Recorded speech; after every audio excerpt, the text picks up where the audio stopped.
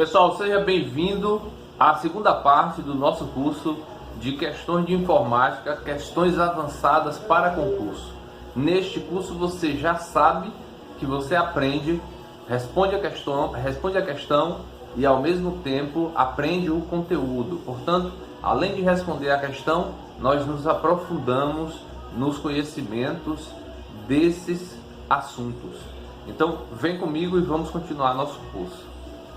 Pessoal, dando prosseguimento ao nosso curso de informática avançada para concursos, nesse curso você aprende a questão, a responder a questão e aprende também todo o conteúdo que envolve as alternativas.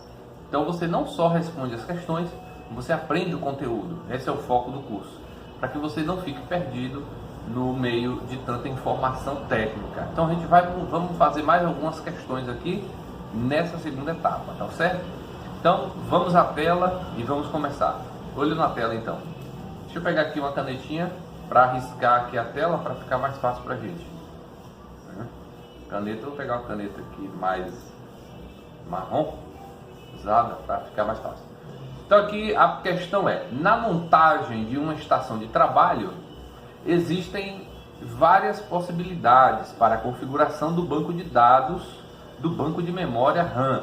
Então o que ele está falando? Ele está falando o seguinte, ó, quando você vai montar um computador, existem várias possibilidades de você montar o banco de memórias, né? Considere que estão disponíveis pentes de memória DDR3 e pentes de memória DDR4, né? Aqui dois tipos de memória aqui, você está vendo, ó, o tipo de memória DDR3 e DDR4, de várias frequências e capacidade. As memórias RAM, portanto, ela tem várias frequências e também tem capacidade. Então existe o modelo DDR2, DDR3, DDR4, DDR1 e vão vir outros aí ainda, né? Agora, elas têm diferentes frequências, ou seja, algumas podem ser mais rápidas, mais velozes, e algumas podem ser maiores, suportar mais dados, 4 GB, 8 GB, né? Então, que precisam ser instaladas em placas-mãe, com 2 slots disponíveis. Ao configurar um ambiente com várias estações neste cenário, qual é a escolha ideal para a configuração das memórias, né? Então, ele está querendo nos saber aqui, né?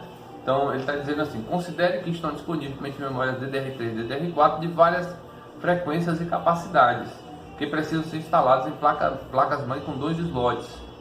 Ao configurar um ambiente com várias estações nesse cenário, qual é a escolha ideal para a configuração das memórias, né? Então a alternativa A é assim: se existem pentes DDR4 suficientes para todas as estações de trabalho, o melhor é instalar em cada estação um pente DDR3 e outro DDR4, para evitar que o par tenha desempenho irregular. Na verdade, isso aqui é uma impossibilidade, né?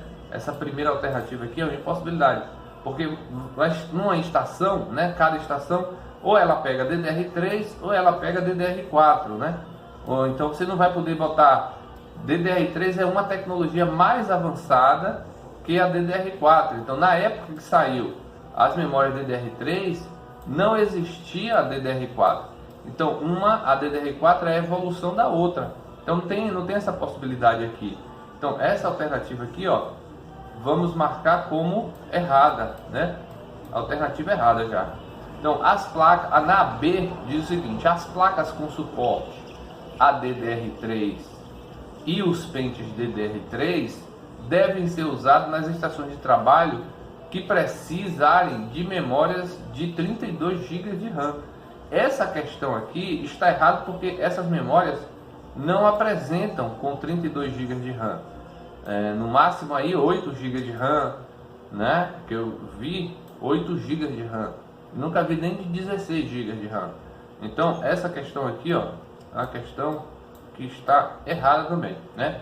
As placas com suporte a DDR4 e os pentes DDR4 devem ser usados nas estações de trabalho que precisem de mais de 32 GB. Bom, é uma questão a ser considerada. Na D diz o seguinte: para diminuir a latência de acesso, pentes DDR4 só devem ser usados quando o consumo de energia é fator determinante. Então, essa aí também a gente pode considerar.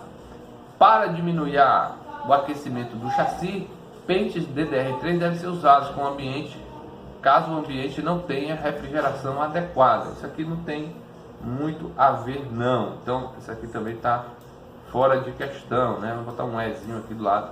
Então, pessoal, a gente poderia considerar o seguinte, que as placas com suporte a DDR4, veja bem que as placas mães que pega DDR3, ela não pega DDR4, né? Então as placas mães com suporte DDR4 e os pentes DDR4 devem ser usados nas estações de trabalho que precisem de mais de 32 GB de memória.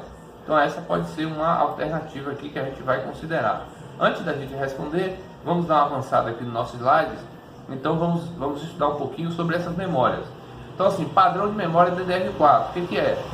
Alcançando mais de 2 gigabits por segundo, né?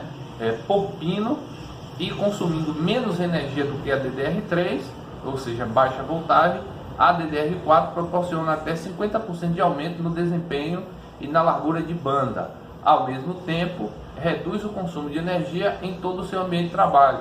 Então as DDR4, elas proporcionam mais velocidade que a DDR3, né? E proporciona então uma maior capacidade também. Então, ali está eu coloquei aqui para vocês analisarem, né? Um pico da largura de banda, né? Da DDR3 e da DDR4. Você vê que aonde parou a DDR3, muito acima começou a DDR4, que é ali acima dos 2.133 GHz por segundo. Quer dizer, é muito mais rápida, muito mais eficiente, muito mais potente a DDR4, né?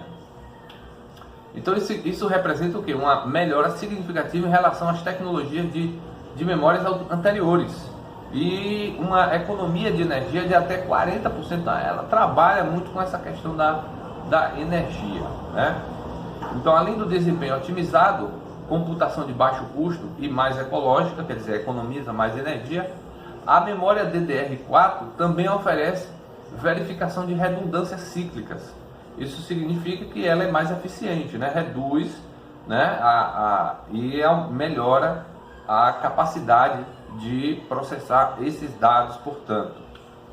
Né? Detalhe da DDR4, vocês estão vendo aí na imagem, qual é a diferença? Você pega uma memória DDR4 e uma memória DDR3, você não vai ver muita diferença, a não ser aqui, a diferença vai estar então no entalhe. Ó. O entalhe da DDR4, ele é mais distante, né, aqui para a direita, do que a DDR3, como vocês podem ver, a DDR3 e a DDR4, o entalhe é mais para a direita também, né?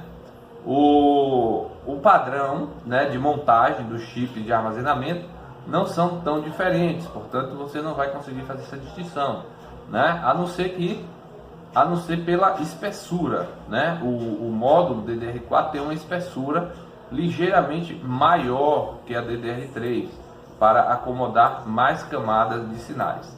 A borda de curva também tem o módulo DDR4, ele apresenta uma borda de curva para ajudar na inserção e aliviar o estresse do circuito impresso, né, durante a instalação da memória. Então ela tem uma curvatura aqui, você pode notar uma leve curvatura nessa parte.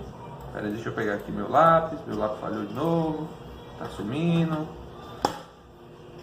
ele fica sumindo, esse mouse tá danado, então eu vou aqui, ó, essa curvatura para diminuir o encaixe, ó. Não sei se você notou, mas tem essa curvatura ali, tá certo? Então essa diferença aí da DDR4 é isso, né? A visão geral das especificações. DDR3, a DDR4, então, olha, ela vai aqui até 16 GB, né? Já a DDR3, ela vai até 8 GB, como eu havia falado, né? Então são maiores as capacidades também. As taxas de dados da DDR3 e da DDR4 é que a DDR3, esse lápis está me confundindo, me atrapalhando. As taxas de dados ali você pode ver de 800 megabits por segundo da DDR3 até 2133 megabits por segundo. Já a DDR4 ela apresenta de 1600 até 3200 megabits por segundo, ou seja, uma velocidade muito maior. A voltagem, no entanto, é mais baixa, da DDR3 é 1.5 volts, da DDR4 é 1.2 volts. O padrão, né, de voltagem, sim, né, prevista de 1.1 volts, né, redução então de energia da memória, tá? E bancos internos 8 GB e da DDR4 16 GB. Então aí os acessos sequenciais são esses, né? Então, pessoal, voltando aqui para a nossa questão, a gente vai ver aqui, ó, que nós ficamos aqui entre duas questões, né? Entre a C e a D. Mas diminuir a latência de acesso, pentes DDR4 só deve ser usado quando o consumo de energia for determinante. Não, essa questão aqui não nos compete muito, né? Não é. Então, a melhor alternativa, você vai ficar sempre com a melhor alternativa, é claro. Vai ser a alternativa C, as placas com suporte DDR4. E os pentes DDR4 devem ser usados nas estações de trabalho que precisam de mais de 32 GB de memória, porque você pode botar até 2 pentes de memória. Veja que aqui, ó, no quadro comparativo, você pode colocar de 4 GB até 16 GB. Então isso faz toda a diferença, tá certo? Pessoal, voltando aqui agora, falando com vocês, essa foi a nossa aula, onde a gente resolveu mais uma questão e você entendeu um pouco mais sobre as questões das diferenças entre uma memória DDR3 e uma memória DDR4. Até a próxima questão, professor Cizenando. Aguardo você, até lá. Olá pessoal, seja bem-vindo, meu querido aluno, à aula número 12 aqui do nosso curso de Questões de Informática Avançada, juntamente com os assuntos. Nessa aula, vamos à questão, vamos responder mais uma questão e entender mais alguns assuntos aí, tá certo? Então vamos lá. Uma placa-mãe de um servidor ou computador pessoal moderno suporta a instalação de processadores ou CPUs em soquetes padronizados. Então significa o quê? Significa que a placa-mãe, ao você adquiri-la, você vai ter um soquete específico para ela, no qual você deve utilizar então somente esse soquete para essa placa-mãe específica, né? Então ali a pergunta é essa, né? Ele está afirmando primeiro que uma placa-mãe de um servidor ou computador pessoal moderno suporta a instalação de processadores ou CPUs em soquetes padronizados. Ao analisar uma placa-mãe e processador construídos com soquetes no padrão PGA, um analista de suporte técnico irá observar. O que um analista de suporte técnico irá observar em uma placa com soquete PGA? A gente precisa entender então o que é um soquete PGA. Porque é disso que se trata, você entender a questão, conhecer as tecnologias, certo? Então a alternativa A diz assim: o processador e o soquete não apresentam pinos. Na B diz assim: o processador e os soquetes apresentam pinos. Na C, o processador e o soquete devem ser unidos por uma superfície soldada.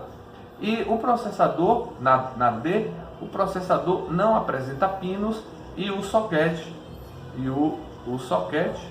apresenta pinos, né? E a outra alternativa, vou pegar aqui o marca-texto, diz assim: o processador apresenta pinos e o soquete não apresenta pinos. Então a questão tem pinos, não tem pinos ou é soldado? São três alternativas. Vamos conhecer um pouco, depois a gente volta na questão e resolve, tá certo? Conhecer um pouco. Então aqui são os processadores antigos, né? Do padrão chamado PGA. Esse é o padrão PGA. Ele tem pinos. Veja que aqui está um processador e isso aqui são pinos. Eles são pinos que vão se encaixar na placa-mãe. E aqui, ó, você tem um outro processador também, tem pinos também, padrão PGA. Eu só queria dizer que esses pinos são feitos com ouro, banhados a ouro, para melhorar o contato elétrico, tá? Então esse é um padrão que a gente chama padrão antigo, tá certo? PGA. Então num PGA, o circuito integrado é montado. O que é circuito integrado? É o chip. O chip fica dentro desse invólucro que vocês estão presenciando aqui. E ali então o circuito integrado, o CI, é montado numa placa de cerâmica, na qual uma face é coberta ou parcialmente coberta numa matriz quadrada de pinos de metal, como vocês viram ali. Os pinos podem ser inseridos nos buracos rapidamente numa placa de circuito impresso e soldados no lugar. São quase espaçados com um espaço de 2,54 milímetros, um décimo de polegada, para determinadas quantidades de pinos. Este tipo de encapsulamento ocupa menos espaço do que os antigos, tais como os Dual Inline Packard ou DIP, né? Então aí está uma placa-mãe com o soquete que pega este processador aqui, que não é soldado. Quando você conecta ele, você trava, tem uma engrenagem, né? Tem uma engrenagem aqui que você vai soldar ele, certo? Esse é o padrão, aqui está o nome, ó, PGA, certo? Eu vou destacar aqui para vocês verem, né? PGA, MPGA 478, né? Ele não precisa ser soldado não, né? Soquetes atuais não apresentam pinagens por contato. Então aquela pinagem ali é por contato, né? Quando você trava o PGA aqui dentro, e aqui é por contato, né? Não apresenta então pinagem, né? Ligação por contato. Esse é o novo modelo, o modelo atual que é o LGA, né? LGA e o PGA. Então esse aqui é um modelo de soquete que a gente utiliza nas placas atuais, tá certo? E então aqui você tem o processador, vocês estão vendo aí o processador com soquete 775, que é por contato aqui, ó. Então ele não tem pino, ele não apresenta pinagem e portanto o contato é feito via o contato mesmo. Você encaixa o processador na placa e esse suporte de metal trava o processador e há um contato entre os pinos, que são esses pinos aqui, que não são pinos, eles são lisos, né, uma superfície lisa, diferentemente do PGA, que é esse modelo. Então vocês têm um processador sem aquele pino, mas com uma superfície lisa apenas de contato, tá certo? Então, os processadores Intel Core i3, soquete G2 para notebook, e esse aqui apresenta pinagem, é mais moderno porque ele é i3, no entanto ele apresenta uma pinagem PGA ali no modelo, né? Processador Intel Core i3, ali está umas nomenclaturas se relacionando também ao processador. A gente vai falar disso, explorar outros detalhes desse processador mais tarde, porque esse soquete aqui já é o soquete chamado LGA 1155, diferente daquele anterior que eu apresentei para vocês, que é o 775. Nesse 1155 a gente tem uma pinagem, tem um encaixe diferente. Você vê que tem várias fendas, fissuras que separa várias etapas do processamento, né? Pessoal, portanto, essa questão aqui, a gente vai perceber o seguinte, que um analista de suporte técnico, nenhum padrão PGA, ele vai escolher o processador e os soquetes, na verdade, né, apresentam pino. O processador e o soquete não, mas somente o processador, né? O processador deve ser unido por uma superfície soldada, o processador não apresenta pinos e o soquete apresenta pinos, o processador apresenta pinos e o soquete não apresenta pinos. Portanto, a alternativa correta, a alternativa é, tá certo? Então, pessoal, isso aí, essa mais uma aula número 11, e daqui a pouco a gente retorna para a questão número 12, tá certo? Então, valeu, até lá. Pessoal, bem-vindo à nossa aula número 13, né? Essa aula agora aqui, número 13 do curso de Informática Avançado para Concurso. Nessa aula nós vamos a uma questão, acompanha aí para você aprender um pouco mais e se desenvolver e passar naquele concurso que você tanto deseja, provavelmente.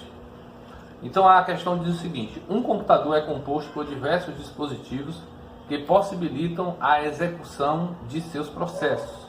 Então um computador é composto por diversos dispositivos, claro, né? Placa-mãe, o dispositivo de HD, a memória RAM, a fonte e tantos outros dispositivos. E então ele pergunta assim: qual desses dispositivos é responsável por interligar todos os outros componentes do computador? Então qual é o componente que interliga todos os outros? Então um computador, ele vai ter a memória RAM, ele vai ter o processador ele vai ter a placa-mãe e ele vai ter a placa de vídeo e tantos outros, né? Como já falei aqui, fonte e tudo mais. Essa é uma questão muito simples, né?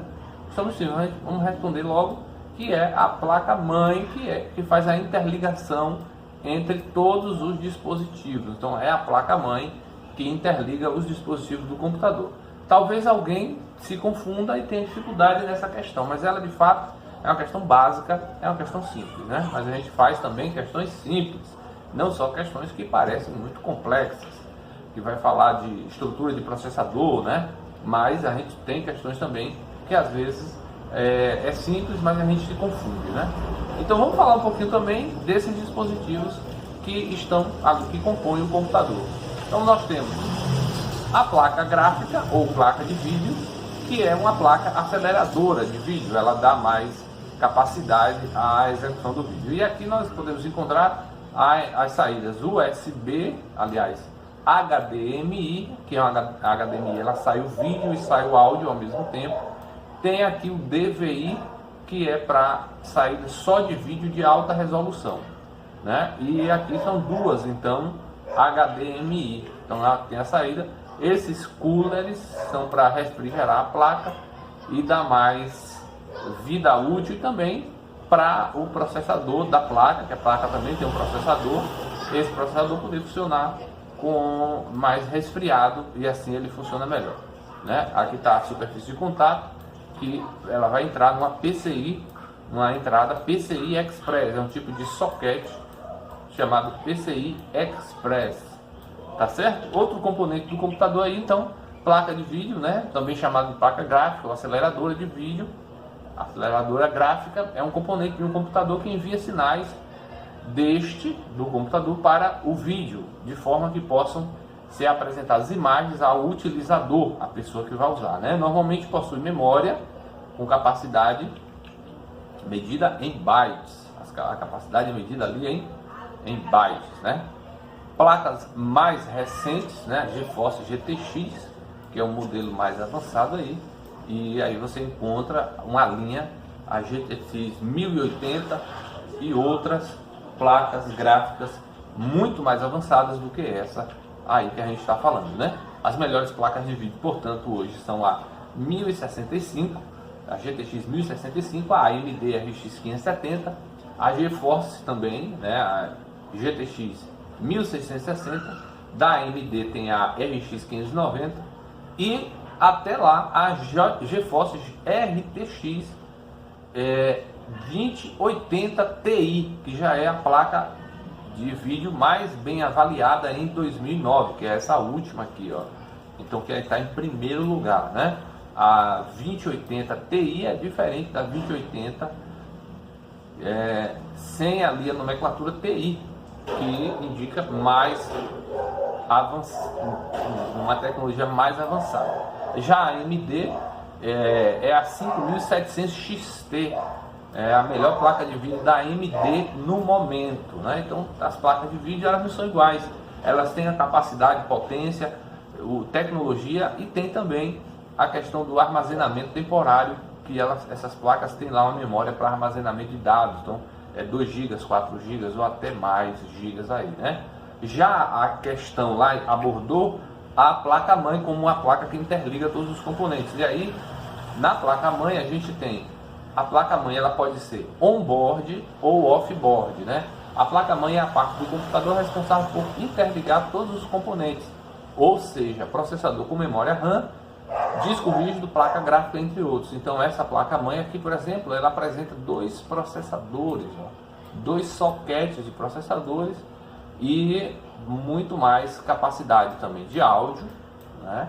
4 entradas USB, 2 para redes, HDMI. Então a entrada PCI Express, que é essa azul, né? Aqui a SATA, entradas SATAs, e PCI comum, normal, tá certo? Essa placa muito mais avançada, muito mais potente, você pode ver aí, né? Então a placa-mãe ela pode ser um board ou pode ser off-board, ou seja, ela pode não ter todos os componentes. Quando ela não tem todos os componentes ali instalados e a gente precisa usar uma placa externa como essa, a gente chama de placa off-board. né? Quando ela não tem. Quando ela tem, ela é on-board. Mas normalmente a gente coloca uma dessa externa, e existe vários modelos dessa, existe para rede, existe para gravar imagem de televisão, enfim, existe uma infinidade. Essa aí que vocês estão vendo é a placa gráfica para jogos, normalmente jogos, mas existe para outros modelos. Então a placa mãe, quando ela vem com vários componentes, mas ela ainda assim ela é mista, porque ela suporta componentes externos que entram nessas entradas aqui.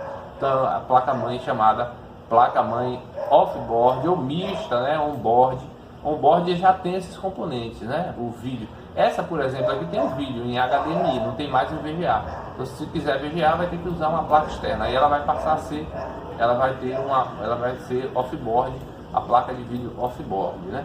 Então, assim, as placas mãe antigamente elas vinham, ou você comprava ela on-board ou off-board. Hoje é mista, tem a on-board, mas tem as opções para você botar off-board também. Então, ela já é misturada aí, né? Então, por exemplo, aqui, ó, essa placa, então gráfica, vocês estão vendo aqui, ela é encaixada nessa, por dentro, é claro, e ela aparece somente esses componentes aqui, né? Ela é encaixada lá na placa-mãe. Mas a placa-mãe aqui desse computador, ela é uma on-board de vídeo, ela já tem um vídeo integrado, aqui no VGA, como vocês estão vendo aqui. Agora, se a pessoa quiser uma aceleradora, ela coloca essa aceleradora, porque esse computador vai se tornar muito mais potente, mais rápido, né? Espero que vocês tenham entendido que é off-board. Off-board é sem aquela placa que você precisa. Por exemplo, se ela não tivesse o vídeo, então ela seria vídeo off-board, ou seja, teria que botar uma placa externa de vídeo para sair vídeo. A pessoa, nesse caso aqui, essa placa-mãe aqui, ela é on-board, porque ela tem vídeo on-board, né? E isso pode ser representado para outros componentes também, que ela tenha ou não tenha. Tá certo? Então aí você está vendo aqui uma placa de rede, essa é uma placa de rede para ser colocada na placa-mãe, apesar da placa-mãe já vinha, a maioria já vinha, às vezes não tem, então, ou a pessoa quer uma a mais, então coloca essa aqui, essa plaquinha de rede, né? Essa aqui é uma plaquinha de vídeo também, né? É uma plaquinha de vídeo aí e de áudio, né? Áudio e vídeo, ó. Tem áudio e vídeo também essa plaquinha aqui, né?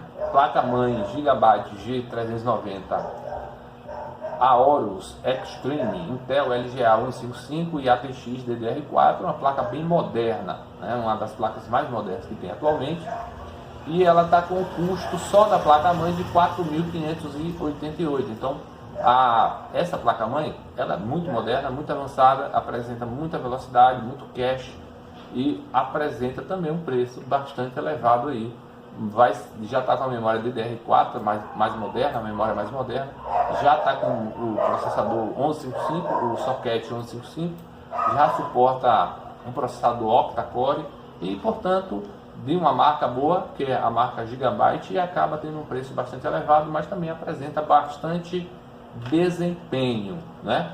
Você vai encontrar no mercado então placas como essa aqui, com 2 processadores. Normalmente isso aqui é usado para servidor. Computador que vai precisar de um alto nível de desempenho, usa-se 2 processadores e vários bancos de memória. Essa aqui, por exemplo, tem 4, 6, 8, 12, 16 bancos de memória. Se você imagine que você bote aqui em cada uma dessas pelo menos 16 GB de memória, então você vai ter uma máquina muito extremamente potente para uso comum no dia a dia. Isso aí não é necessário, né?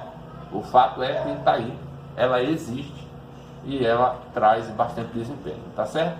Esse aqui é um outro modelo também, com bastante recurso, né? E com 2 processadores e bastante bancos de memória, e pega ali também até 4 discos rígidos, HDs ou HD SATA, né? Modelo SATA.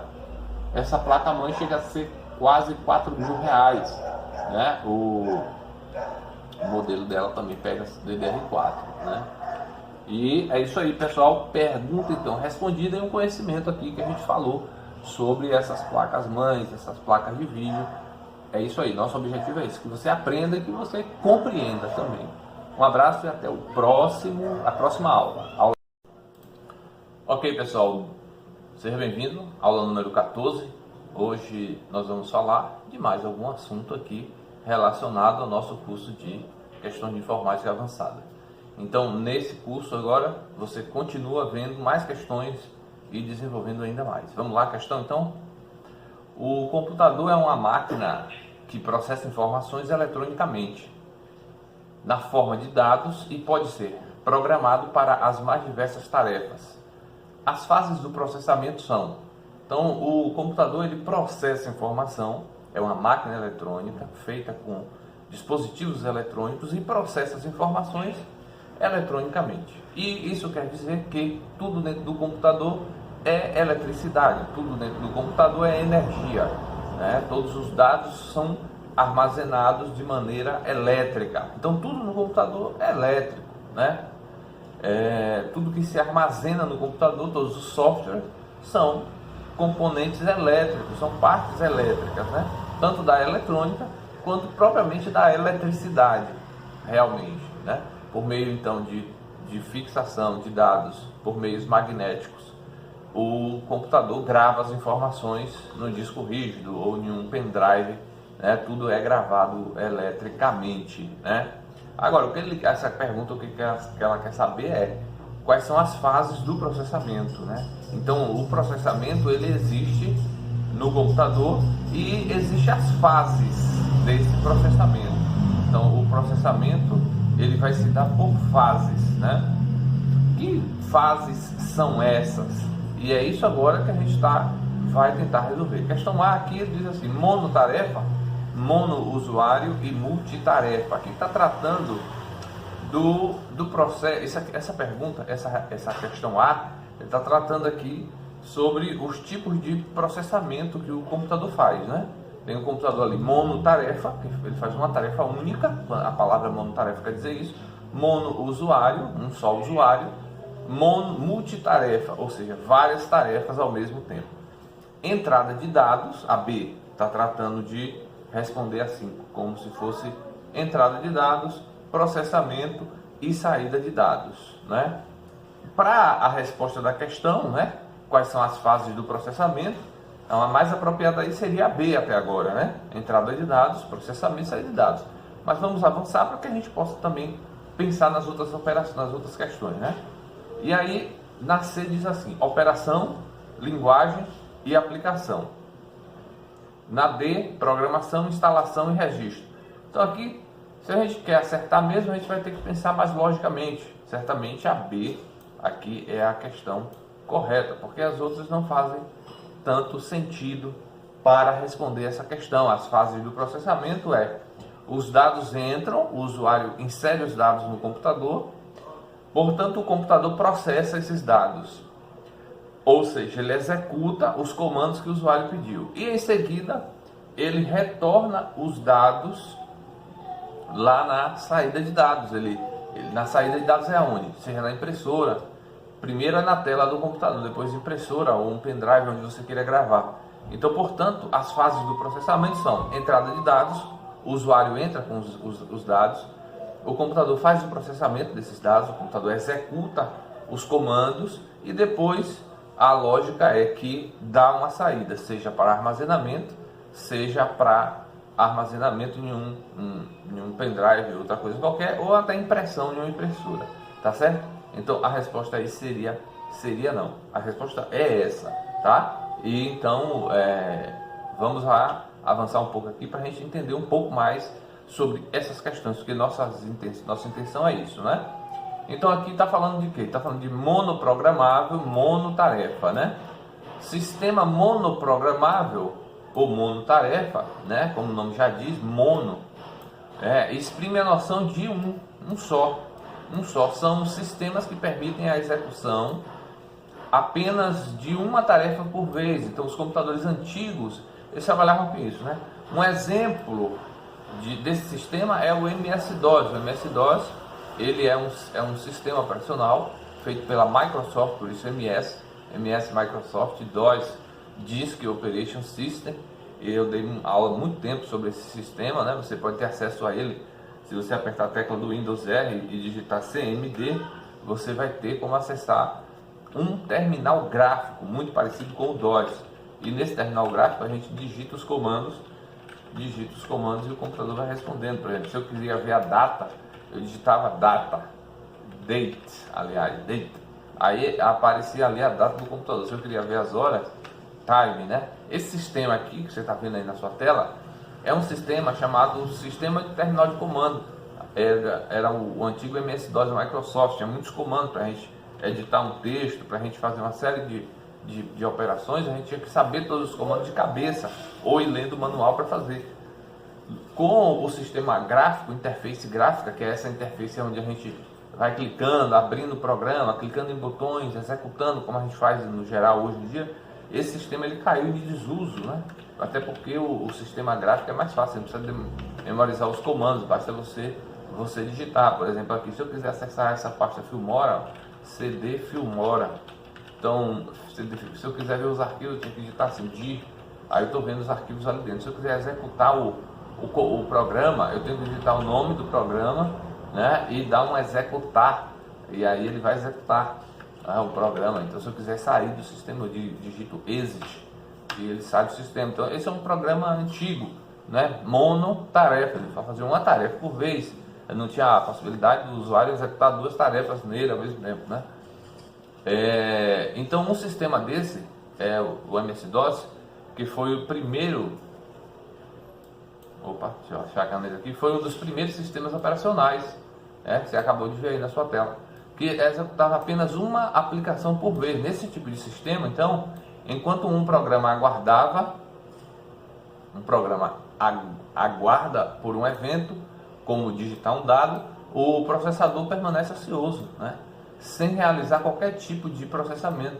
Os periféricos, como disco rígido e impressora, estão dedicados a um único usuário, né, nem sempre utilizado de forma integral, né, como comparado com os sistemas. Os sistemas monoprogramáveis ou monotarefas são simples quanto à sua implementação. Isso aqui, sistema monoprogramável, monotarefa, antigo, né, foi superado por o Windows. Veio lá a versão do Windows 1, 3.1, e tá aí então um exemplo, né, que eu já mostrei para vocês do sistema monotarefa MS-DOS, mostrando os dados de um computador. Isso aqui são os arquivos, pessoal, os arquivos da parte, ele pediu para visualizar os arquivos com o final com. Então ele achou todos os arquivos com final com. Você está vendo aí agora.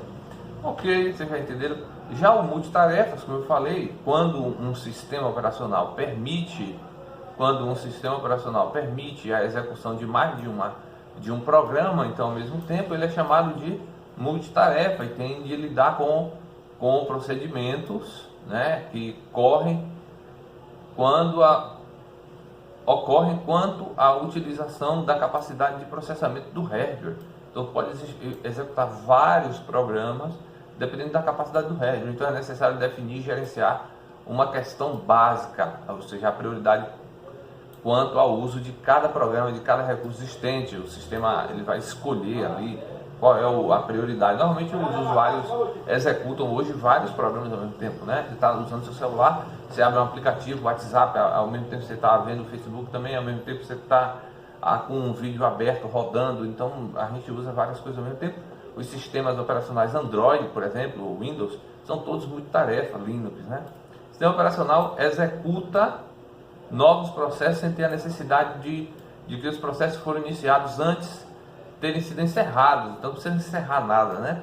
Para isso, os programas executam segmentos de múltiplos processos de maneira intercalada, fazendo com que cada segmento do processo executado utilize um recurso computacional, CPU, memória principal e o disco, de maneira ordenada e sequencial, mantendo as informações de cada processo coexistente. Então, ele consegue gerenciar tudo isso, mantendo todos os processos coexistentes, né? Então, hoje os programas para o Windows, por exemplo, o Windows 10 ele faz isso também, o Windows 8, o Windows 7 já fazia também. O Android faz também isso, né? E todos os sistemas hoje modernos fazem isso já, tá? O ciclo de processamento, portanto, é esse aí que a gente explicou na questão. A entrada, o processo e a saída de dados, né? Entre os dados, o usuário tem que dar o comando, o usuário tem que ligar o sistema, o usuário tem que dizer qual é o programa que ele quer executar, o computador faz o processo, o cálculo, a análise, abre o programa que você quer, ou executa o programa que você quer, ou executa a ação que você pediu, e depois ele dá a saída na tela. Isso acontece hoje em milésimos de segundo, porque o computador hoje se tornou extremamente rápido, né? Linguagem de programação, lá na questão falou de linguagem de programação. O que é linguagem de programação? A linguagem de programação, portanto, é um método padronizado para comunicar instruções para o computador. São códigos que, na verdade, são comandos que está dizendo para o computador o que ele deve executar, né? É um conjunto, portanto, de regras sintáticas e semânticas usada para definir um programa de computador. Como vocês estão vendo aqui na imagem, ó, cada uma dessas é uma função e o computador vai executá-las à medida que ele for executando na sequência uma linha, outra linha, outra linha, outra linha, e assim ele vai executando todo o comando que o usuário deu. Veja que a linguagem, ela é uma linguagem muito própria, né, específica para a computação. Enfim, não é uma linguagem comum, com essa linguagem portuguesa ou inglês, não. É uma linguagem baseada no inglês, normalmente, mas comandos que ali o sistema vai identificar. A aplicação de computador, né? Um programa de computador ou programa informático é um conjunto de instruções. Então, um programa de computador é isso, é uma série de códigos compilados, ou seja, juntos, eles estão fechados em um bloco, e o computador executa, mas quando ele executa linha a linha, né? Então, um programa de computador ou programa informático é um conjunto de instruções que descreve uma tarefa a ser realizada por um computador, né? O termo pode ser uma referência ao código-fonte, né? Um programa de computador escrito na linguagem de programação, aquela linguagem que eu mostrei para vocês. Então, essa aí é a linguagem. Qual é a linguagem? Como é o nome dessa linguagem? Pode ser C++, pode ser Java, pode ser Perl ou qualquer outra. Ou arquivo que contém a forma executável deste código. Então, quando termina, fecha o programa, fecha aqueles códigos ali. Na verdade, você vê na tela somente esses íconezinhos, né? Mas aí por trás está todo um código, todo um programa, né? Para o computador executar linha a linha. São milhões de linhas, milhares de linhas, dependendo do programa, do tipo, do tamanho do programa. Ele demora anos, décadas ou até um mês para ser feito, depende da complexidade do programa.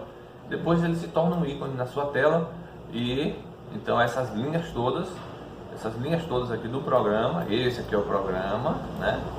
São as linhas de cada programa, ele se torna apenas um ícone depois de compilado na sua tela, e aí você executa como? Você dá um clique, ele abre.